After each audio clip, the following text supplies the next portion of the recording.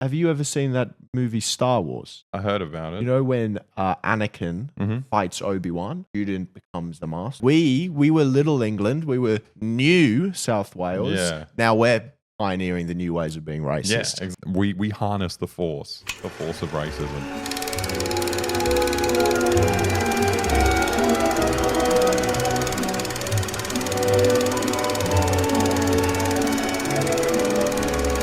Oh, we're moving on to the UK, and also fucking hate Elon Musk. We always have to. It's not. It's just this is a good intro to it, because we're always. Elon Musk does some fucked tweets. Like we obviously in our previous streams we made even a tier list of all the most fucked stuff he said, and he just keeps giving, and I don't know if it's funny or not. Like he's just so incredibly dumb. Like why Operation Orwell? Like they're releasing prisoners to make room for anti-immigration protesters. As we all know, 1984 was about people who were anti-immigration. Yeah. That's the main character. He was anti-immigration, but he was like reading the doublespeak. Yep. Where it said, Big Brother wanted to crack down on him. It said, no, more multiculturalism. Yeah. Oh my God. I mean, it's just stupid because none of these people read 1984. There's nothing to do with it. But also they just love mentioning Orwell. It's like the one like cultural touchstone that is it because they can show off that they've read a book? I think probably. It's so weird. But yeah, anyway. Obviously, but they haven't read it. It's just like the themes of it are so broad that everyone kind of thinks they understand it. Yeah. Which is fine. You don't have to read it. It's not very good. It's a pretty shit book. Yeah. But like that's all they're doing. I was obsessed with it when I was a kid. Yeah. I was obsessed with Orwell. As a kid. I read it in like year 9 or 10. Yeah, I probably read it around then. Sure. Yeah. I thought it was the coolest thing ever. And it's such a lazily written book. I'm sorry. It's like such a shit book in that like, remember one bit? He's like lying in bed and he like gets that sneaky tome, which is like there's the guy that they're meant to hate, the subversive guy who wants to take down society. Well, and the tome is actually that explanation. And then there's just one of the chapters is just a political like pamphlet. That was my favorite chapter. Yeah, same. Yeah. That's because I was an idiot. Yeah. I just wanted someone to on the nose tell. I'm reading a work of fiction about like, someone coming to terms with their life under a super oppressive state. And then it's just like an entire chapter just like of someone's like Reddit post. Yeah. They're like, here are my 10 issues with the current regime. Yep. First, they're always lying. What's with all the lying? It's so bad. Mycology Overlord, 1984 and Animal Farm are only quoted by the worst people on both sides. I'm just so like there's plenty of reasons to be suspicious of. Well, he dobbed in all of his mates to fucking MI6. Yeah. But also it's just like the ideas as well are pushed by the Americans all the time. And like there was an interesting I learned that apparently Animal Farm was produced by I think it was Radio Free Europe. There was some CIA front. They produced a cartoon of Animal Farm, but they changed the ending where the animals overthrow them at the end, and there's like a revolution, and they go back to how things were before. So it's like, it fits into like it's just a clever CIA kind of pitch to be like, sure, you're leftists, but like, if you do your revolution, it's going to be corrupted. Yeah. Like, it's inevitably going to fail. So it's best to just stick with the current system, which is global capital controlling everything, US hegemony. And it's like, I don't know if I don't know about Orwell. Like, I don't know if he's legitimately a piece of shit or he's just like a useful idiot. Yeah. Like, I don't know. I remember reading his homage to Catalonia, and you can kind of understand it there. He's like, he's a leftist, and he goes to Spain to fight in the Civil War to fight the fascists. Really cool thing to do, and very impressive. And everything he's writing about is so exciting. He talks about how cool like the anarchists like cities are. Everyone's dressed the same, which is really good. He's just it's a beautiful revolution that's happening. But isn't that what they are in 1984? Everyone's dressed the same as well. Yeah, and it's bad there. Yeah, it's nuts. That's so stupid. It's such a bad trope. Well, once upon a time he loved that. Yeah. But like he ends up getting into like trouble with the Stalinists, who are like the kind of biggest party in the Popular Front, and essentially the anarchists in their like little battalions, they had like completely democratic army battalions.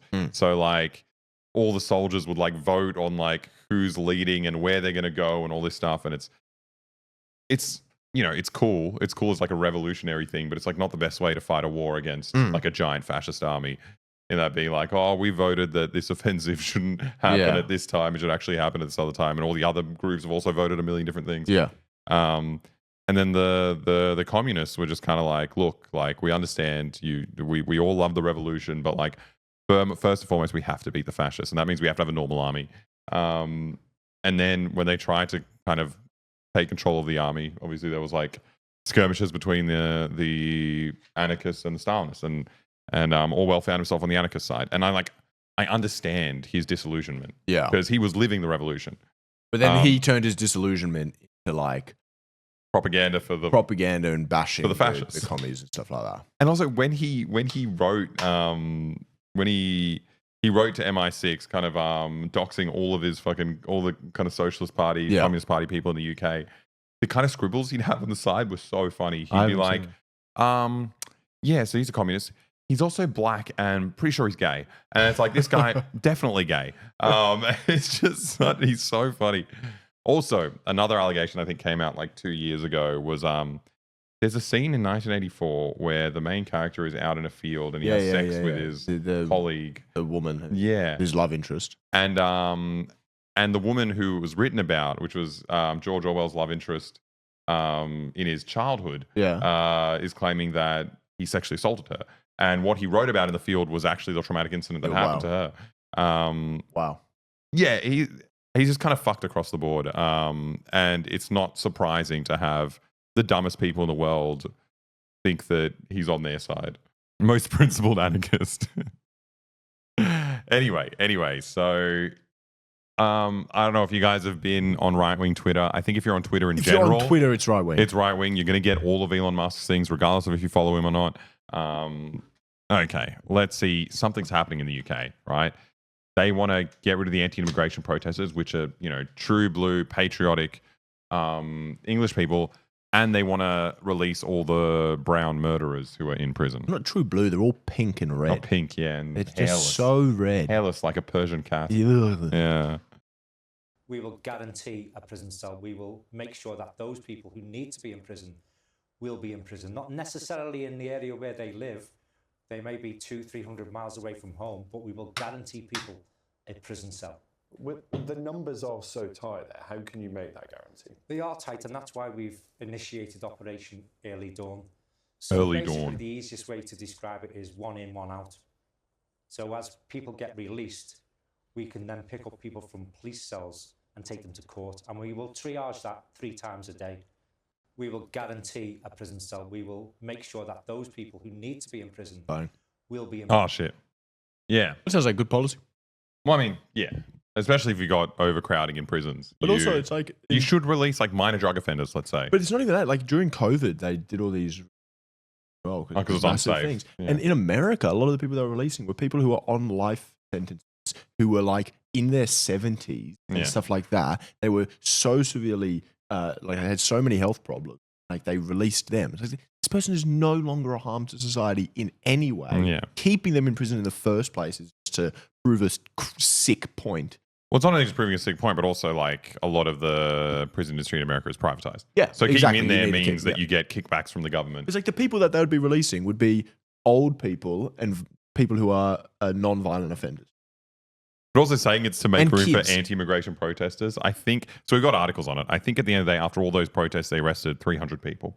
And, like, there were some very violent They're protesters. very fat. That's why they need to release 5,000. Exactly. These big British boys. People are fucking lynching people on the street. Like, I think they should go to jail. Yeah. Like, that is just a normal assault, and prisons are overcrowded. Anyway.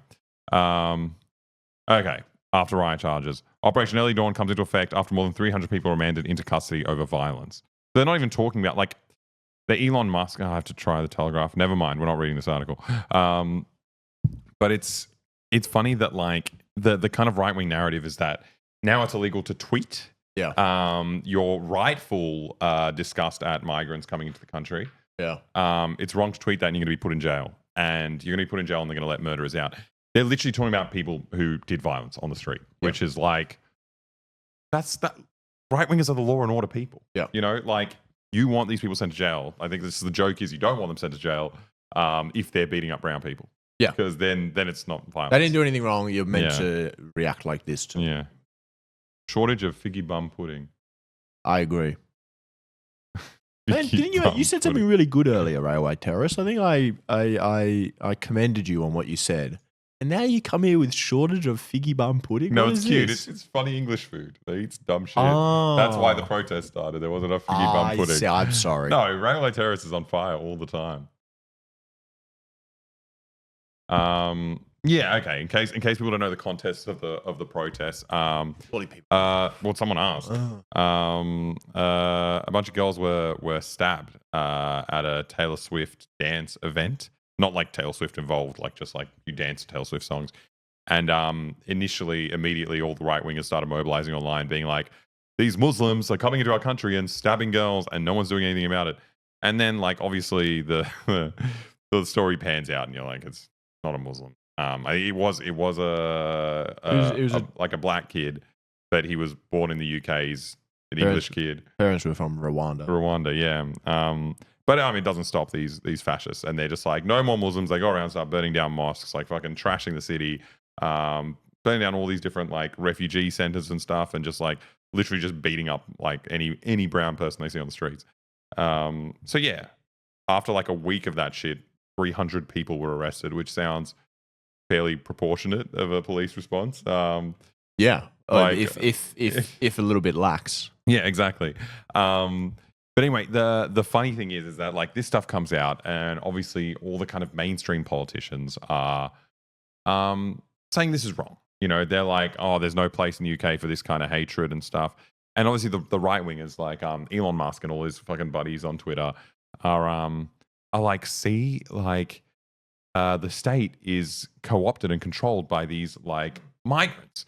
Because they're condemning us, are they going to condemn the Muslim man who killed the girls? Yeah, who wasn't a Muslim? Like, but the kind of the sad irony of it all is that the mainstream politicians are the ones building this kind of resentment as well, right?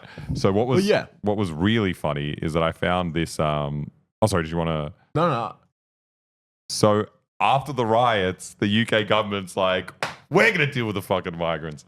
Yep. Let's crack down on migration. And it's just like, this is what they've been doing the whole time. Like, this is what these fucking like charred, bald-headed red men think that they're accessing this secret information the government doesn't want them to. No, the government's fucking feeding you this shit. The government hates migrants. Like, you know, it's just... When the media is just so disgusting when they talk about this. Like, they just... The government makes it sound as though this is something that needs to be controlled and regulated, and in doing so, they're just like acknowledging that there is some sort of threat that needs to be kept under control. Yeah. And that's just opening the door to someone saying, you're not dealing sufficiently with this threat, but you're giving away that there's some threat that needs to be regulated. It's just like, no, there isn't. Yeah.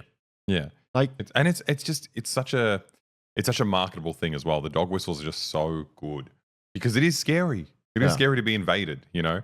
It's a cool narrative. It works really well for any news publication. The really sick stuff is that like so much of the UK, their right like immigration stuff now is there's people say that it is like coming directly from Australia. Oh, like where the same policies and the talking, all this stuff are coming directly from Australia, and also the boat. Yeah, exactly. The boat people talk. Rather than it's immigrants, like there's a good kind of one. There's the legal one, the and then queue jumpers and all this stuff, and then kick them out to keep them the safe. Offshore processing as well, which apparently is the most important. Do they want to do it in Africa? No, they wanted to send immigrants to Rwanda, but like, and then like I think the EU in general is now doing all this offshore processing, and it's like us supreme racists, we did all this first. So, we were trailblazers when it comes to racism. Yeah, it's a bit like, have you ever seen that movie Star Wars? I heard about it. You know when Anakin fights Obi-Wan? Yeah. And there's a whole thing of the student becomes the master. Yeah. We were Little England. We were New South Wales. Yeah. Now we're pioneering the new ways of being racist. Yeah, exactly. And we're showing the old country, look what we can do. Yeah, exactly. We harness the force of racism.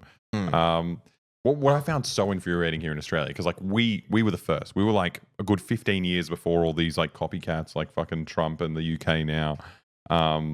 We were doing this stuff. And then when Trump came around, there's this weird kind of respectability politics in Australia where they're just like, oh, he's such an embarrassment. Like, how can he talk like that? He's a racist. He's this. And he's just like, bro, we inspired him. Like, it's so strange. Like, oh, he did a Muslim ban. I'm like, we've been doing that shit forever. I saw the worst fucking centrist response. So, like, the news now in Australia is about, a lot of it is about how many visas should be given to Palestinian people coming from Gaza. Yeah. The Libs are screaming about it and saying it's so bad. Labor's response is essentially to say, bringing this up is irresponsible. We're talking about people. So they've got actually no response to it, and they're also denying heaps of visas. But then Dutton, the opposition leader who was calling for this, he got called a racist. Then a Labor minister came out and said, well, look, I wouldn't say he's being racist. I would say he's being insensitive. But also, like, it sounds like you're trying to lose It's an argument. norms. It's like, just like, yeah. Yeah. He's being impolite. But also, like, who gives a shit? If you're a racist, yeah, then who gives a shit? That's not an accusation. Yeah. That's like, of course I'm being polite. I'm pissed off. He's saying he wants to sue. He's considering defamation as well. Against Albo or against Zali Steggall for being called a racist. So I hope he does. That's so funny. Oh my God. We talked about that on a previous stream. It's just nuts. Like, the bare minimum you can do, if you're bankrolling the genocide of a people, the bare minimum, if anything, is just like, if you're bankrolling a country is trying to kick them out of the country, at least like shelter some of the people that are getting kicked out. You know, you can't just drive them all into the sea. Like, no, but if 1% if 1% of those coming over here are Hamas, then that's too many people. That is 30 people coming over, and that's too many. Tell me how my Dutton impression is, that was everybody. Perfect. I don't think they know. Yeah, there's some Aussies here. The refugees are being put up in 5-star hotels. Yeah, we got shit like that too. The reality is they aren't allowed to live, work in the UK until their claim has been processed, but they can't start said process until they're physically here first. Yeah, it's just so stupid. It's the same thing that Musk fucking talks about in the US, where he's like, the Democrats are flooding this country with illegal immigrants because the illegal immigrants are going to come here and they'll know who got them in. The Democrats did, and so they'll vote for the Democrats. So they're replacing white voters with Mexican voters. And like the most obvious point is that these guys can't vote. They can't work. They can't do, like, all this shit's illegal. Like, what makes you think that these people are going to be voting? It's so fucking stupid. All these right-wing theories are so, the most annoying part about them is that they're on the face value, like, nonsense. Yeah. And so it's just like, where do you even start? Like, what you're saying is like hugely offensive, but it's also just like, come on, bro. Like, you're smarter than that. Like, this is dumb guy talk. Man, that's really good. If only 1% of the refugees support Hamas ideology, then they'll dilute Hamas support in Australia. Yeah, exactly that. He should be voting for that. He'd love that. Oh, God. Okay.